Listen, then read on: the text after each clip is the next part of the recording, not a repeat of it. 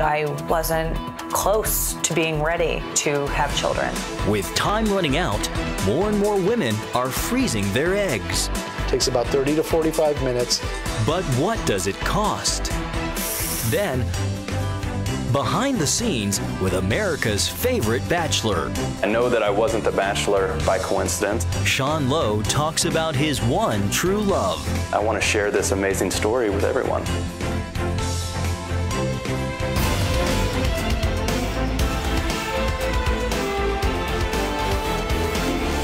Oh, baby, it's cold out there. What happened to global warming? I think it's gone away, but the wind chills are here. In New England, in Boston, a record 1 week snowfall. As I understand it, there's more snow than has ever been recorded in the past. And now wind chills to minus 35 feet of snow, not just inches, but feet of snow. And back-to-back winter storms that have buried both the Midwest and the Northeast. And those storms have turned deadly as well, with at least 7 people dead. Heather Sells has this look at the winter mess. More than 40 inches of snow have blanketed Boston in the last 7 days, a new record for a city that's no stranger to winter weather. Schools are closed in Boston today, and the mayor has postponed the victory parade for the New England Patriots until tomorrow. We're asking people, if you can, stay off the roads, try and take public transportation. Along the coast in Massachusetts, high winds and waves are battering homes already damaged from last week's storm. 2 people have died on ice-covered roads in Rye, New York. In New York City, icy tracks brought this subway line and its commuters to a stop. And snow and salt seeping into electrical systems blew this manhole cover 25 feet into the air, injuring 1 person. In the Midwest, people are also digging out from record-breaking snow. The city of LaPorte, Indiana got 20 inches. Chicago got 19, and a massive pileup on the Tri-State Tollway. Thankfully, only minor injuries here. In Toledo, Ohio, the mayor is recovering from a heart attack that happened while he was checking on the roads. He crashed into a pole, and some Good Samaritans rushed to his aid, not even knowing who was hurt. I was banging on the window, banging on the window, banging on the window. He wouldn't respond. 911 said we need to break the window and get him out. Just getting the mail out will be a challenge in many Midwest and Northeast cities today. There's concern around plunging temperatures that will bring minus 20-degree wind chills in Pennsylvania, New York, and New England. Forecasters say something called flash freezing could also make roads dangerously slippery in areas that saw rain and slush before freezing temperatures. Heather Sells, CBN News. Come to Virginia Beach. Oh, it's sunny, and it was only 22 outside of my house. Which is for us very cold. It is very cold, but things are freezing up, but nothing like that. I mean, my goodness gracious. I mean, what's all this climate thing, all these hysterias about climate change? The temperatures got cold in New England, but hey, in Washington, the fight is on. The president laid down the gauntlet. It's a dead-on-arrival budget, and the Republicans they should have started earlier with their own program, and they haven't, so they've been caught somewhat flat-footed. But I suppose Paul Ryan and his crew will come up with a Republican budget that will make a lot of sense to the nation. John Jessup has that story from our CBN News Bureau. Here's John. Pat, as you just hinted, President Obama's budget plan has come under fire from conservatives who say it taxes and spends too much. CBN News White House correspondent Jennifer Wishon brings us that story. President Obama's ambitious $4 trillion budget is now in the hands of Congress. He calls it middle-class economics. It helps working families' paychecks go farther by treating things like paid sick leave and child care as the economic priorities that they are. To do that, the president proposes raising $1.5 trillion in new taxes on high-earning taxpayers and corporations, including giving America the distinction of having the highest estate tax in the world. But according to the Urban Institute and Brookings Institution, 70% of middle-class families making between $50,000 and $70,000 a year would see no change in their tax bills. Instead of middle-class economics, some conservatives are calling it envy economics. Stephen Moore is chief economist for the Heritage Foundation. I think this was not a budget. This was a social statement by the president. It was a political philosophy that he's putting forward, that the way you create growth is by stealing from the rich and giving to the poor. The president's 10-year spending plan also goes over federal spending caps, which were agreed to by both parties, by nearly $500 billion. I'm going to keep fighting to make sure that every American has the chance not just to share in America's success, but to contribute to America's success. That's what this budget is about. Democratic leaders call it a forward-looking and fiscally responsible plan, but the Republican majority disagrees. And critics say the president wrote his budget as though the November election that ushered in a new Republican majority on the Hill never happened. This was an in-your-face budget that said, you know, we're going to go ahead with our liberal agenda. We don't care what the voters say. We don't care what the conservative Republican majority in Congress says. We're going to move aggressively forward with this. The president has introduced some of these ideas before, and they failed, even when Democrats controlled the Senate. And another big issue is that the president's spending plan doesn't even try to balance the budget. Speaker John Boehner says this plan never balances, ever. It contains no solutions to address the drivers of our debt and no plan to fix our entire tax code to help foster growth and create jobs. Worse yet, President Obama would impose new taxes and more spending without a responsible plan to honestly address the big challenges facing our country. The president talks about how fiscally responsible it is, and yet it would continue to raise our national debt by another $5 trillion over the next 5 years, and over the next decade. Now that's on top of the $7 trillion addition to the debt we've already had in the first 6 years of President Obama. That's not going to cut it with the American people. Republican budget writers promised to pass a spending plan of their own that's balanced. They have until April 15th to do so. Voters who sent them to Washington will be watching. Jennifer Wishon, CBN News, Washington. The lines have been drawn and the budget battle begins. Pat? Well, it just makes me sick to see something like this. This is so outrageous. The president is totally detached from reality. The idea of running up another trillion, $2, $3, $4, $5 trillion in debt, we can't sustain that. And he said, well, I'm going to make life a little easier for the middle class. This is nonsense. The standard of living of the middle class has gone down steadily while he's been president. All these nostrums from the socialists don't work. And the idea of trying to lift the little guy while you impoverish the big guy is something that Abraham Lincoln debunked, and it's been debunked ever since. It doesn't work. But what Obama wants to do is give an 11 or 12% increase to all the federal bureaucracy. And you ask yourself, if you're planning to get a 12% increase in your pay this year, and most Americans say, no, we'd like to, but I don't think it's going to happen. Well, of course it won't happen because the economy is in the doldrums. Why? Because he has put so many regulations on the private sector that it can't function. The most important thing to do to help the, quote, middle class is to take those regulations off, just scrap that whole panoply of federal regulations and let the American economy free. But what he wants to do is load more regulations, more taxes, more burdens, and bigger bureaucracy. It's a prescription for disaster, and of course the Republicans will fight it, and any intelligent American should fight it. John?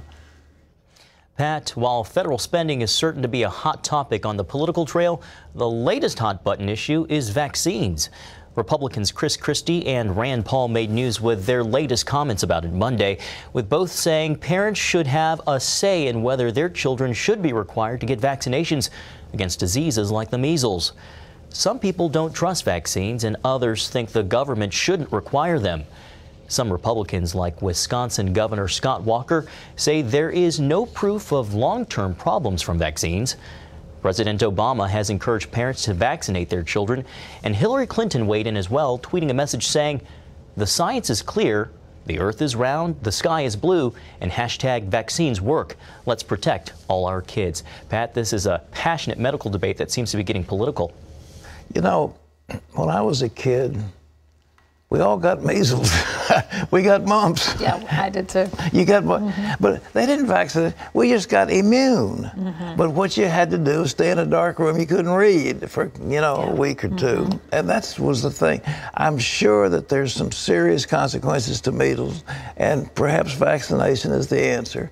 I don't think any parent should be forced by the government to vaccinate. There's so many different vaccinations, and there was a vaccination against polio, and I know the mother of a friend was contracted polio because she took from the vaccine. From the vaccine. So all vaccines are not benign, but so far this one about whooping cough and diphtheria and measles has been very effective, and I think it was a good thing to do, and so why not? But the problem is, natural immunity is a pretty good thing, and if you have some of these diseases when you're a kid, you have immunity the rest of your life. And well, those of us who travel a lot too, I mean, you are wise to take vaccinations for various countries that you go to. But so are you saying that you think the bigger issue is that the government shouldn't be telling parents whether they have to or not? I just think that, we've got to be careful that we fall for these nostrums. You have to put fluoride in all the water, because it'll cut down on cavities. But what does fluoride do to people? We don't know some of the consequences. That's all I'm saying. We don't have all the knowledge we need, and we should be very careful to not to force people to do stuff that they urgently feel they shouldn't do. But obviously, vaccination for measles, they've got one, it works, and why not? I remember when my son Gordon, my wife was having a baby. Our number, how many we got? He was 3, right? But my number 4 was having the baby, and Gordon was on. And Daddy was in charge while Mother was having the baby. I see. And he had measles, and it broke my heart. He was so sick. Eyes all messed up, terrible fever. I mean, it was a mess. And you say, what can I do for this child? Well, a lot of parents now, I think, are where they give you kind of lump vaccinations for your children, are just more comfortable if they can break them up. And I think doctors are accommodating that. You just span them out a little bit so they're not getting so much at one time. That combination, that whooping cough was a bad thing, and people got it. And diphtheria was horrible. So we've had vaccines that do the job, and I'm all for vaccination, and I'm all for medicine. I just think the government shouldn't be forcing people to do things they don't want to do. That's all. John? Pat, Islamic fighters from ISIS may have been defeated at the Syrian border town of Kobani, but ISIS could still make important gains on other important battlefronts in Iraq and Syria. USA Today reports that there aren't enough combat troops in some of those areas to take on ISIS. The Kurds have been the most effective warriors against the group. U.S. advisors are trying to help Iraqi troops in their fight against ISIS. Iraq is battling the Islamic State in key places like Mosul. So far, though, the U.S. has not given military training to fighters in Syria who are taking on the Islamic militants. Pat? I heard one commentator say, and I think that had some wisdom, that the Obama administration has determined that they will try to restrain ISIS in Iraq. ISIS has moved on so rapidly in Iraq because the dysfunction of the Iraqi military. You see, Maliki, the former prime minister, was a Shia, and he allowed the Shia to purge the Sunni commanders from the army. And so with them gone, there was a leadership vacuum. So when ISIS came rolling down the pike, the soldiers weren't ready to fight because they didn't have appropriate leadership. It was all the fault of leaving that Maliki in power, but we did. Now we've tried to regroup and to move forward, and we're having drone strikes and all this, and so we're having some success. But the game is that Obama is not going to do anything in Syria. He's going to let ISIS alone in Syria, and we will never be able to control ISIS unless we make up our mind we've got to control them in Syria as well, because that is their safe haven and their base.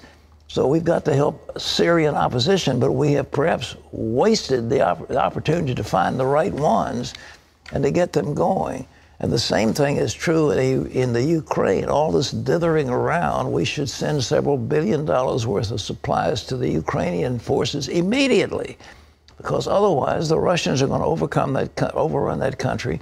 And then what we'll have to do is say, well, do we want a confrontation with Putin and they go to war? And the answer, of course, is no.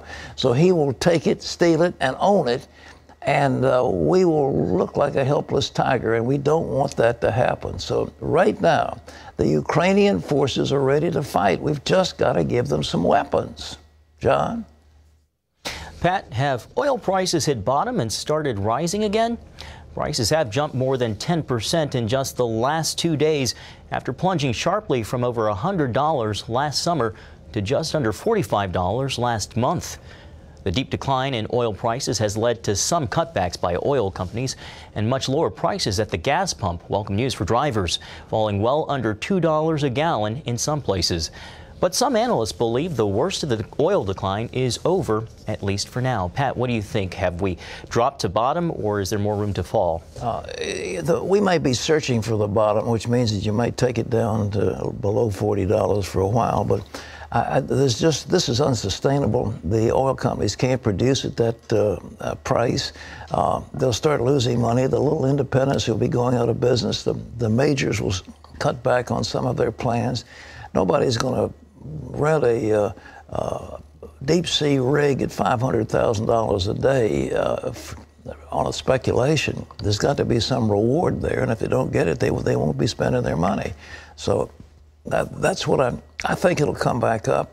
But right now it's going to be searching for a bottom, and then it'll begin to turn, and we should see it go back up to $60 or $70 a barrel. I think that would be. All right, I want to make one statement before we run our next piece, Terry. I want to say in front of everybody, I never froze any of my eggs. Not one. Well, you hang on to those. But you're going to tell us about people who do freeze them. Up next, a way for women to beat their biological clocks. It's a simple procedure. There's no incisions. There's no cuts. It's all done with ultrasound guidance. Takes about 30 to 45 minutes. Does not hurt. And the woman is back to her normal activities the next day. Why more and more women may be freezing their eggs after this. Yes.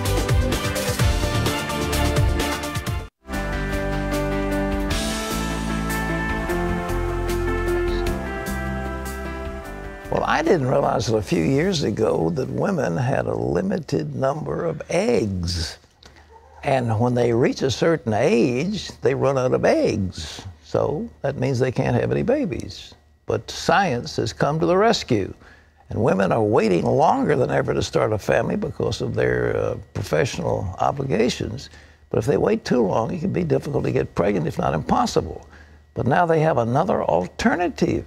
Our Laurie Johnson shows us the technology of egg freezing that can essentially halt the progress of the biological clock. Ashley Skidmore is a 24-year-old writer living in Los Angeles. Biologically, this is the best time for her to have a baby, but that doesn't exactly fit with her lifestyle plans. I definitely want to have kids someday. 10, 15 years, maybe. I mean, I've got a career to take care of first, before I can take care of a human being. She's not alone. The number of women waiting to start a family until after age 35 is up 150% since the 1970s. A demanding career isn't the only reason women put off trying to get pregnant. The main reason is they just haven't found Mr. Right. Sadly, when many of these women are ready, their eggs are no longer viable. Dr. Jeffrey Steinberg is a fertility specialist. Women are most fertile from basically the time they get their first period up until about the early 30s. There's a definite decline in the fertility rates at age 35, and there's a drastic fall off the cliff at age 40. Not only is it more difficult to conceive as a woman ages, the baby's health can also be affected. The good news is a woman can now beat the biological clock by freezing her young, healthy eggs. It's a simple procedure. There's no incisions, there's no cuts. It's all done with ultrasound guidance. Takes about 30 to 45 minutes, does not hurt, and the woman is back to her normal activities the next day. Her eggs are stored in liquid nitrogen until she's ready to use them. We've become very, very good at accurately predicting that the eggs will make it through the freeze and the thaw process and even onto a baby. This practice has led to the births of an estimated 2,000 babies. Before we do these procedures, we do some basic blood work on women that give us very important clues that the eggs are in good shape. Unfortunately, some of them are not in good shape because the woman waited too long to try to freeze them. But the problem is, in the late 30s, they haven't gotten near the chance that they have in the early 20s. So it's a terrible dilemma for us. We wish they would have come in sooner. Elizabeth Higgins Clark got the message. I'm so glad I did it. The Hollywood actress froze her eggs in her 20s. I started realizing that I knew I wanted to have children. I've always wanted to have children, but I knew that I wasn't close to being ready to have children. She says her decision relieved the anxiety that's so common among women her age. There's something about it that makes me feel like I'll never have to make a decision out of fear, and that's the best part of it. The price of egg freezing runs between $9,000 and $15,000. Since most 20-somethings don't have access to that kind of money, fertility clinics typically offer financing, with monthly installments about the same as a car payment. Some companies, like Apple and Facebook, offer insurance plans that cover egg freezing. So for women hoping to get pregnant later in life, freezing their eggs early on could improve their chance at motherhood. Man, it's a brave new world. Laurie's here with us. Laurie, all right, a woman takes egg, puts egg in cryo chamber, whatever. Liquid nitrogen. Liquid nitrogen, Brr. and it's fast frozen, like a vegetable. Right, right, and that's what does it. This technology really took a leap forward 3 years ago when they started flash freezing the eggs because they don't get freezer burn anymore like they used to. Of an egg getting freezer burn. Okay, well, now what happens next? Now, you don't have a baby, you got an egg. So right. Where do you get there's a male somewhere involved, or is there? Right. So when the man comes on the scene, sometimes in the late 30s, 40s, or wherever, you take one sperm, you thaw the egg, and you inject the sperm into the egg, and then place the egg in the woman's uterus where it grows to be a child. Don't you let it grow first to get to be an embryo, and then you insert? Usually about 1 to 5 days they do that after they inject the one sperm into the one egg. So there are no leftover embryos, which is what we often face with IVF, which is a very controversial ethical and religious issue. What if it's a weird Dr. Strangelove like that guy up in Northern Virginia who had about 300 or 400 babies? I mean, where'd you get all that sperm? Where's it come from? Okay, well, what happens is when the woman freezes her eggs, then she'll, she either has a husband later, but she identifies the man that she wants to father her children. Good grief. And we get the sperm from him, and I don't think you want me to go into detail about how that happens, right? Well, you don't have to. I think we get People the message. can use their imagination. But that's how it happens. Yeah. But so, I mean, she wants a tall husband, a short husband, a muscular husband, a skinny husband, and so she wants a smart. You know, a wonderful thing that Shaw said to the actress. This actress was in. She said, "Well, why don't we have an affair, make a baby, and he'll be as smart as you and pretty as me?" And he said, "Well, what if he was as pretty as me and as smart as you?" Wah, wah. That didn't work out the way you planned. So you never know. Okay. But in other words, the whole idea of coupling now is divorced. I mean, it is now in the hands of the scientists what kind of babies you have. Well, I think the problem here with a lot of these, with the main impetus for egg freezing, is that women aren't finding the right man when they're fertile. Mm-hmm. In other words, when they're in their 20s, that's the ideal time to have a baby, and that's when a woman's eggs are good. Okay. And they're not getting around to the idea of childbearing until they're much older, and they're finding that their eggs aren't any good anymore, which is sad. Well, and young women don't understand this, that their prime childbearing years are in their 20s. Really, these young women aren't getting the message, you know, that their eggs are better. Do they run out of gas after 20 or 30 or 40? No, they keep on... no, that's another thing that you guys have on us. You can have children in your 70s and your sperm is fine until then. But women... I'm sure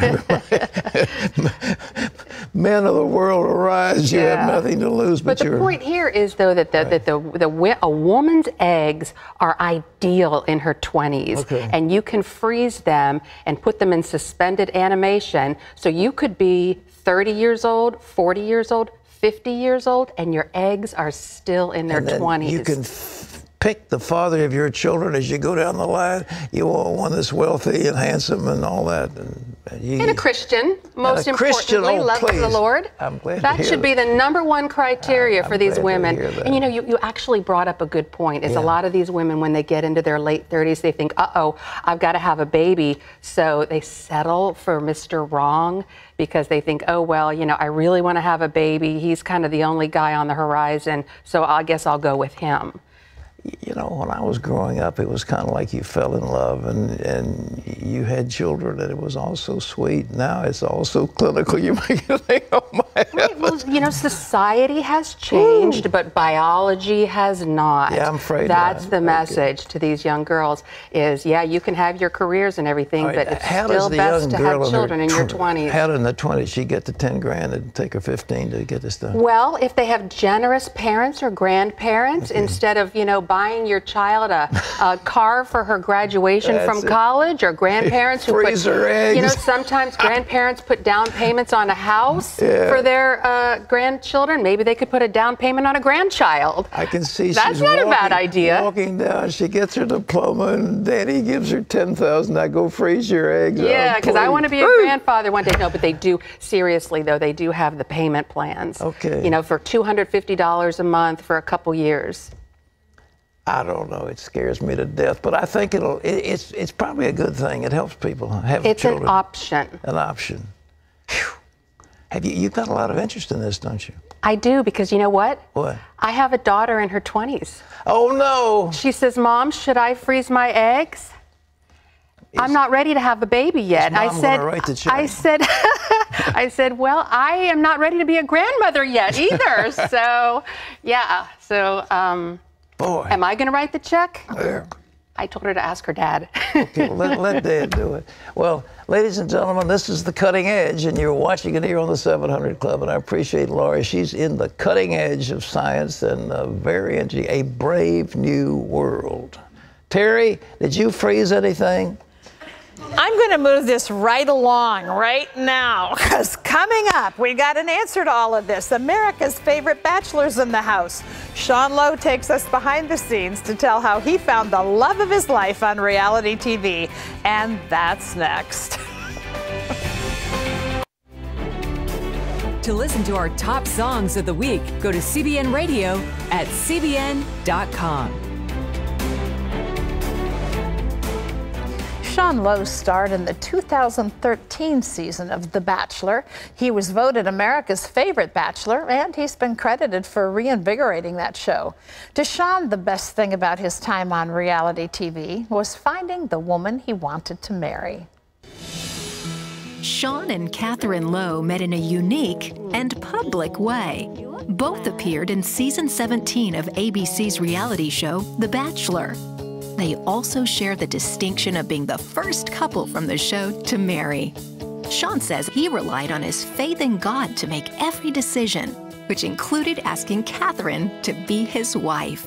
I know that I wasn't the Bachelor by coincidence, and I also know that I didn't meet my wife by coincidence, and I want to share this amazing story with everyone. In his book, For the Right Reasons, Shaun talks about life on the show and how he found the love of his life. Please welcome to the 700 Club, Sean Lowe. It's great to have you here, Sean. Thank you. Glad to be here.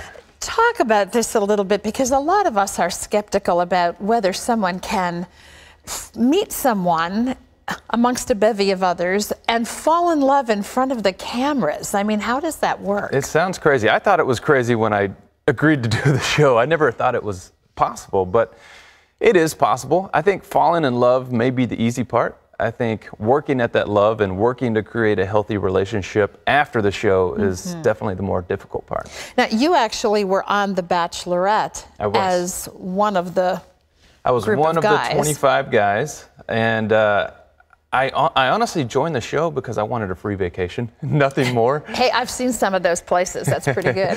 and I got that free vacation, but I never imagined I could develop real feelings on that show. Of course, that ended with me getting my heart broken there at the end, and then the producers called me and asked me to be the Bachelor. Did you really feel like you loved the girl on that show? I felt like I was falling in love with her. I think the show definitely magnifies those feelings a little bit, and I don't think it would have worked after the show had that all worked out in my favor. So I think that God knew exactly what he was doing, and he led me to be the Bachelor so I could meet Catherine. So here you are, you're the Bachelor. Now you're having to choose from, again, 25, is that the standard yes, ma'am. Number of people that are there?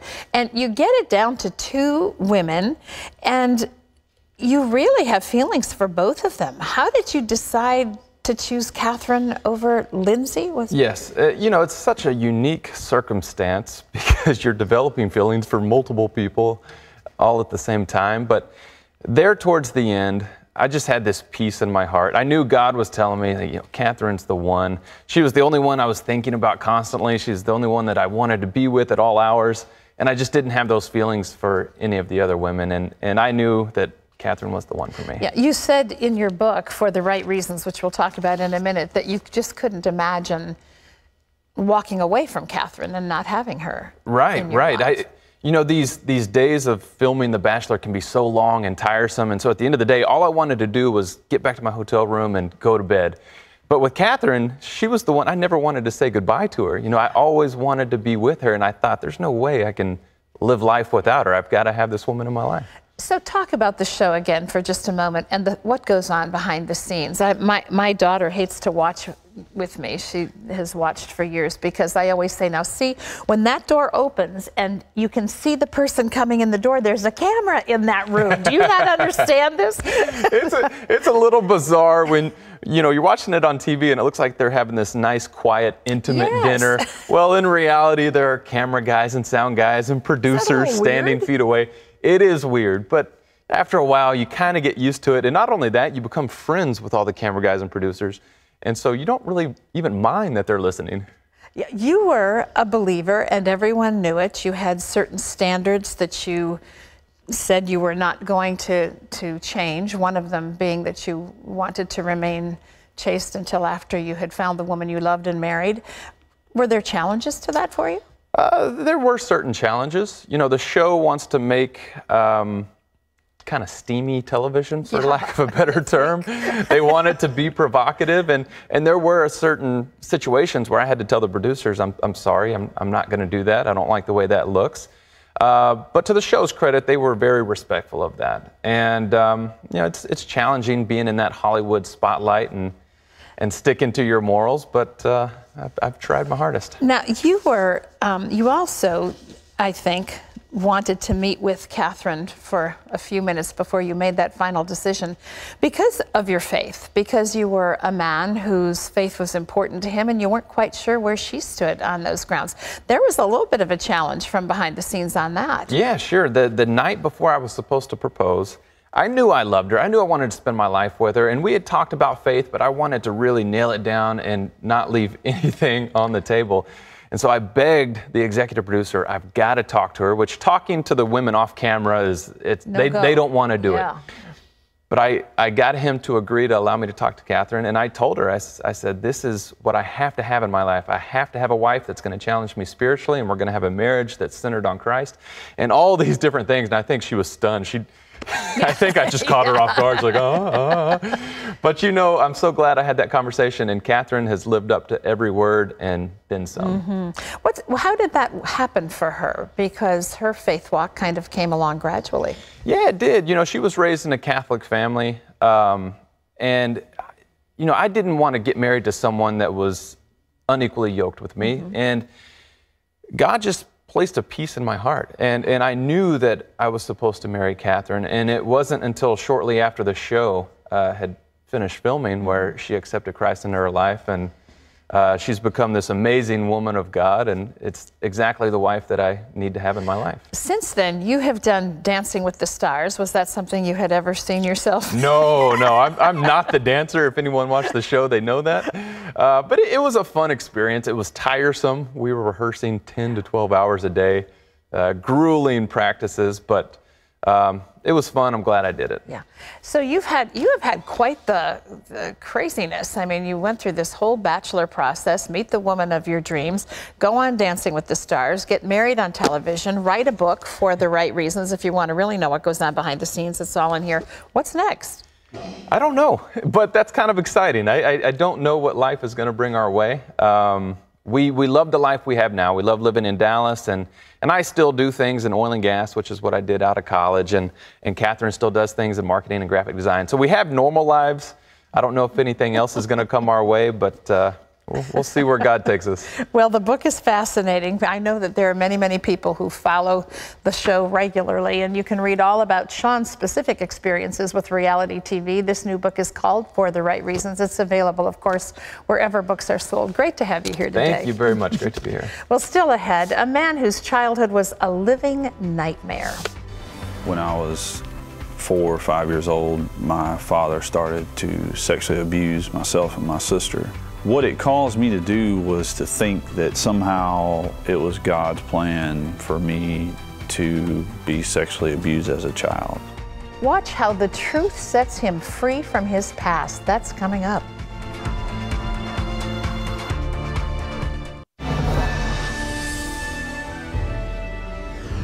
And welcome back to the 700 Club. Michael Medved, the popular conservative radio host, has stage 3 cancer. Medved made the announcement Friday during his radio show and on his website. He said he'll be taking a break from the broadcast while he undergoes treatment. He wrote, "I always knew that it would take something serious to keep me away from the microphone I cherish for an extended period of time. As it turns out, I'm facing something serious. It's called cancer." Medved began treatment immediately after being diagnosed in the middle of December, and he says his prognosis for a full recovery is good. Owners of a bakery in Oregon are being ordered to pay a lesbian couple damages after declining to bake a cake for their same-sex wedding. A hearing is scheduled in March to determine how much the owners will have to pay. The judge says the bakers unlawfully discriminated against the couple by denying them full and equal access to a place of public accommodation. The owners, Aaron and Melissa Klein, say they don't have a problem serving gays and lesbians, but because of their religious beliefs, they can't make a cake celebrating a same-sex wedding. The Kleins said they had to close their bakery after being boycotted. State investigators have recommended the Kleins each pay $75,000 in damages. Remember, you can always get the latest from CBN News by going to our website. It's cbnnews.com. Pat and Terry are back with more of the 700 Club right after this.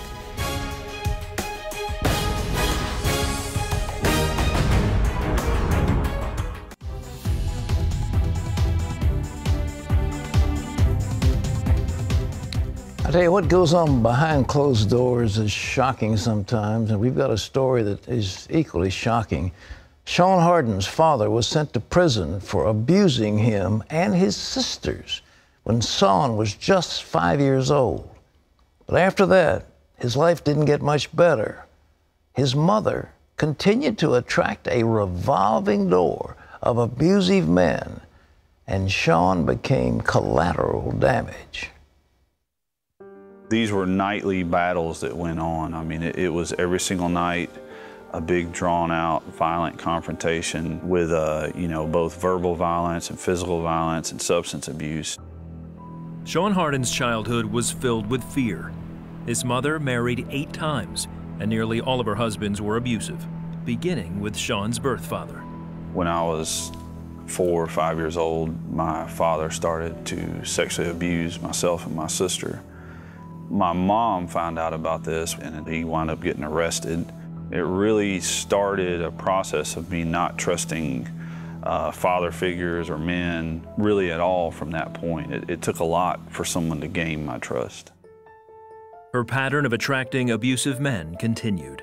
And each relationship became more and more abusive. The substance abuse became worse also. Then there were drugs, different drugs, marijuana, cocaine.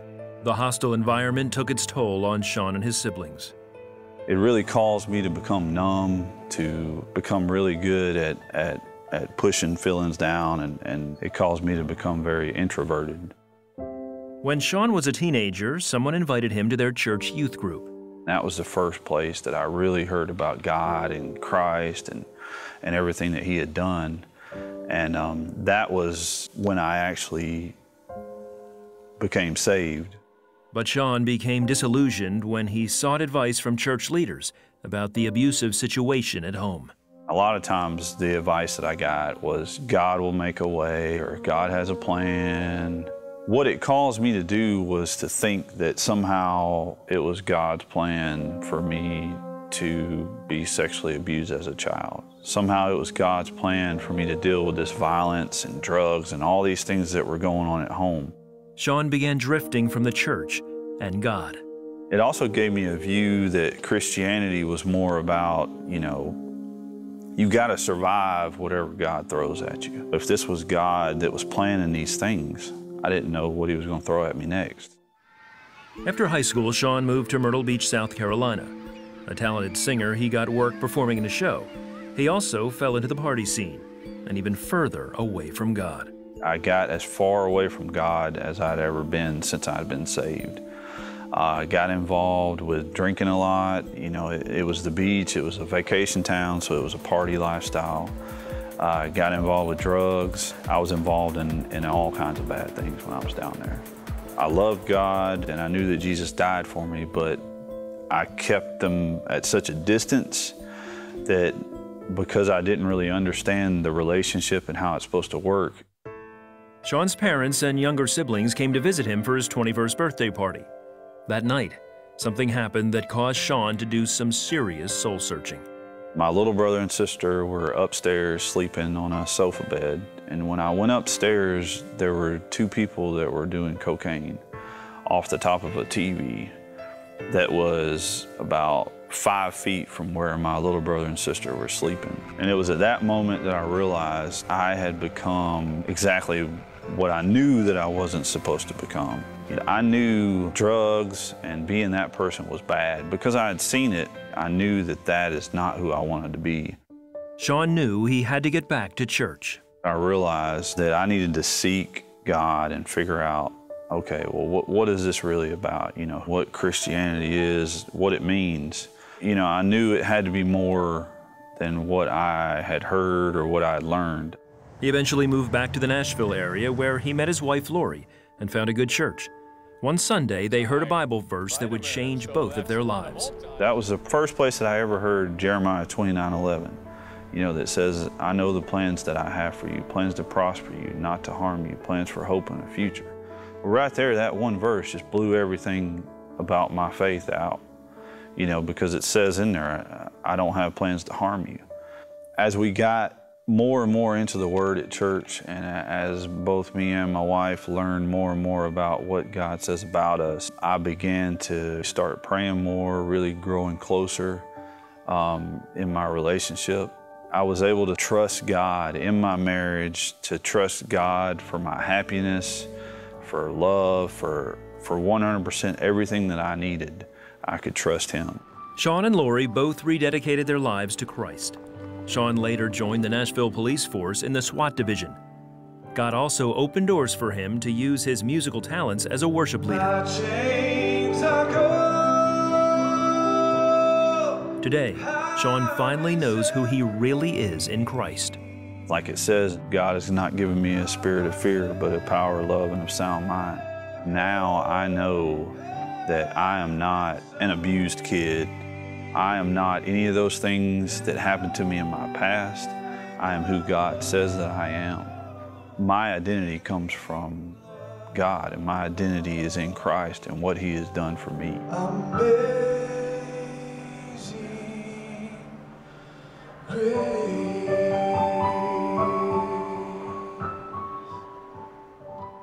What a story. Folks, listen, God doesn't intend you to get beat up. God doesn't intend you to be abused as a kid. God doesn't intend you to be sexually molested. God doesn't intend you to be raped. All that stuff is not the, quote, will of God. These things happen because there's sin in the world and because people are sinful. And they take advantage of little children. They take advantage of adults. There are people who are thieves. There are people who are rapists. There are people who are murderers. And there are people who are just plain hateful. And that's just the way it is. There's sin in the world. But don't let somebody tell you that God planned it for you. What Shaun said is God in Jeremiah has a plan for you, a purpose, to give you a future and a hope. And there's a future and a hope for each one of you. And what God says is, if you'll trust me, I will make everything right. I will heal up the wounds that have taken place in your life. And I will make you a new creature, and you will be my child. And I will draw you to myself, and I will give you a future and a hope. Now, if you want that, all you have to do is ask. And I want you to pray with me right now. And I know terrible things may have happened to some of you. Don't blame God. And don't blame yourself. But just know God loves you. Let Him put His arms around you and draw you near to Himself. His love is beyond anything you can comprehend. He loves you. So pray with me right now, wherever you are. Pray these words. Bow your head. Pray, Jesus. That's right, Jesus. You know what I've been through. Jesus, you know how I've been hurt. You know my sorrows. And you know my pain. Lord, right now, I give all my problems to you because I know that you died for my sin and you bore on your body the penalty to make me healed and make me whole. So right now, I submit to you, I give you my life, and I thank you that you've heard my prayer. Thank you that you've come into my heart. Now, if you prayed with me just then, it's the most important prayer you've ever prayed. And I want you to do something. I want you to magnify that decision. It's a big deal. You have made a major, earth-shattering, historic decision. And the Bible says the angels of heaven are rejoicing over one sinner that repents. So all heaven is in an uproar because of you right now. They're thrilled that you just made that decision. I want you to grow in the faith, and here's something I'll give you that'll help you. It's called A New Day. It has a compact disc, 73 minutes of concentrated teaching. I'll give it to you free. All you have to do is call in. But I want you to call and say, look, I prayed with Pat. I gave my heart to the Lord. It's 1-800-759-0700. Call in right now. Say, I prayed with Pat. I gave my heart to the Lord. The angels are rejoicing because you've come home to your Father's house. Terry? Well, coming up, we'll bring it on. Isabel says, I'm a teenager and I met a guy that I love. How can I talk to my parents about dating? Pat will answer that question and more on today's 700 Club.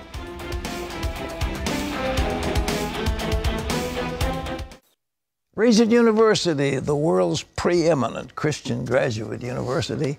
And Regent is having on February the 28th, this month on the 28th, a preview for prospective master's, doctoral, and Juris Doctor students, JD law students. And you can come, and it'll just be a wonderful weekend. It's you dial in 757-352-4393. Spring free preview. There's still some places available, and it'll be a it'll change your life. Okay. Time to bring it on. You ready? Let's do it. Let's do it. This is Isabel, who says, I'm a female Christian teenager and I've been wondering, how can I speak to my parents about dating? I do think I'm too young to date, and teen dating can sometimes lead to temptation because young teens don't always make the best decisions. I met a Christian guy who I do love, and we both want to wait until we're older and our parents give us the okay to date. Until then, how do you think I should talk to my parents about dating? What does the Bible say?